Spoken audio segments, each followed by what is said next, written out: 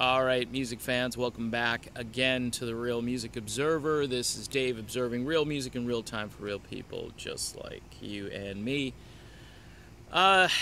Yesterday I sort of pontificated on what a Jonathan Cain version of Journey would look like. And today I'm going to talk about what a Neal Schon version of Journey would look like. I told you all that I was going to be more objective in my analysis, meaning I wasn't just going to attack the guitar player. I'm getting some blowback, believe it or not, from fans who want me to keep it up and keep it going and so forth, and I've noted to them that I'm getting tired of the death threats and the vitriol and so forth.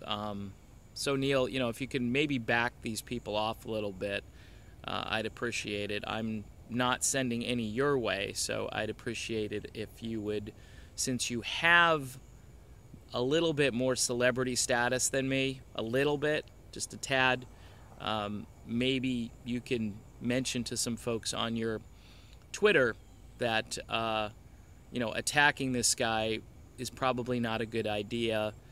You can disagree with me, but going after me or my family, not a great idea. And also, quickly I'm going to address the dude from melodicrock.com. I won't mention him by name, but you were digging into my life, and I know you were digging into my life. So if you want me to retract something that I know you are doing, then okay, I'm sorry I told everybody that you were digging into my life. Okay, that's how I'll end that. That was my first block on Twitter, by the way. And actually, this guy, it's too bad because he does have some bands and some music that I like to listen to. So, he's going to have to do the olive branch thing here. As far as my political affiliations or my religious views or any of that stuff, yeah, it's open season. You can say what you want, but when you're going through my crap and then you're telling other people on your timeline that, oh, he's just a blah, blah, blah, and he supports blah, blah, blah. That's... Okay, so how do you know that, then? You didn't ask me, so you dug it up somehow. It's investigative journalism, I get it. But please don't lie to me. Don't lie. Don't patronize me, okay? All right, so let's talk about what Neal Schon's version of Journey would look like. The only person I can really secure in the Neal Schon band with just him doing Journey music, not the projects he's about to embark on, but the music that he was playing with the actual band known as Journey. The only person I can really secure for a gig with him would be Greg Raleigh, because it seems as though he and Greg are pretty tight. Seems like Greg was sort of pumped to be at the Rock and Roll Hall of Fame, and Neal has mentioned off and on that he'd like to work with Greg. Tell you what, a Greg Raleigh Neal Schon reunion would garner a lot of interest from music fans. No matter what people are thinking about Neal as a person or whatnot, I believe it would be something people would want to see. However, because the Journey catalog requires somebody to sing, a tenor, the only person I can think of who would fit that bill, who would probably be willing to work with Neal, would be Steve Perry. Now, for Perry fans, they're equally split. Some of them are just saying Steve should just stay out of the entire Journey debacle, and others are saying that it would be kind of cool just to have him in there. I don't know if he wants to be in there. Honestly, this is, again, and this is my opinion, I don't have any inside information as of yet. I will let you know when I do. Steve Perry is a guy who probably wants to release his solo album, do maybe a concert or two, okay? Do some television shows, do some late night shows, and then maybe just call it a career. That's what I'm thinking. If it's uber successful, which I think it's going to be just because of sort of this hunger for the music, then maybe he continues for a while. I think he's proven everything he has to prove, and I think he is not probably going to go on an arena rock tour.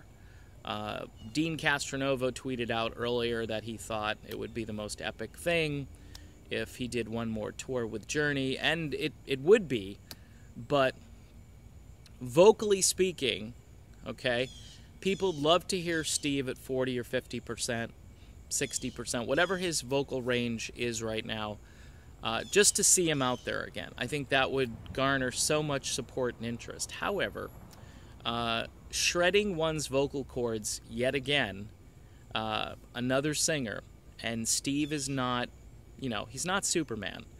He was given an amazing voice, he's got amazing talent, but anybody, if they're going to go out on tour, if you use the model the band has used, and this was kind of what I was getting at a few videos ago, that you're going to tour relentlessly and pound the pavement so you can, get those receipts and get that bank account moving again in the right direction. I get it. These bands don't get paid a lot now for recorded music and all that stuff and publishing, but they certainly do make large bank when it comes to concerts. And Perry would be an amazing concert draw, probably the biggest in years. So I think if I'm Neal, I'm going to fight as hard as I can to have Perry and Raleigh back in the band. Who plays drums? Well, Dean is out there. He said no to Journey, but I don't know. Steve Smith, I think, is probably done with all of this. If I were to guess, maybe if he's asked to come back in some capacity where there isn't all of this controversy, he might bite at it, but he's the guy that gets fired and they bring him back, and then somebody leaves and then they bring him back. Steve Smith shouldn't be the second string drummer in this band. He is the best drummer this band has ever had. If you know his work in Montrose, you just know that the dude he's got amazing drumming chops. Dean Castronovo even said it's like going from an A-class drummer to a B-class drummer if I come back. Totally different styles of playing. I like them both, but I would have to say Steve Smith is the drummer in this group of people. So who else is in the band? Who plays bass? I don't know. I don't think Ross is going to play bass. It would be nice if he would come back to play with someone, but he may have had enough of this too. I'm thinking they're going to have to recruit a bass player. There are a lot of great bass players out there, I'm sure, who would like a gig with Perry, Raleigh, and Sean. Again, the drummer thing is up in the air, and the bass player is up in the air. And you don't need a keyboard player because you got Greg. Greg can play. Greg's ability to play the more modern sounding stuff that Kane invented pretty much and played, I'm sure he can handle it. I'm sure. He was in the Storm, and they were into modern keyboard sounds and all of that. And there are a lot of other players out there who could join this merry band of Journey recruits. Look, like I said, I'm trying to be objective. I do believe that Neal wants to go on with us. He's only 63 years old. That's not old by any stretch of the imagination. And I know he's got some projects lined up, and those projects are going to be interesting. To hear the whole John Waite blues band thing is going to be interesting. And if he's got a solo album he wants to record, Jan Hammer is still out there. Love to see that reunion. No More Lies, a song that we could play over and over again about a lot of topics, but we won't go there. So anyway, that's my spin on the Neal Schon version of Journey. A lot of it is up in the air. I had a lot more sort of things in my brain about Jonathan Cain and how his version would work out and how certain people would come together. Not sure yet about Neal. If I figure it out, I will do another video. Talk to you then.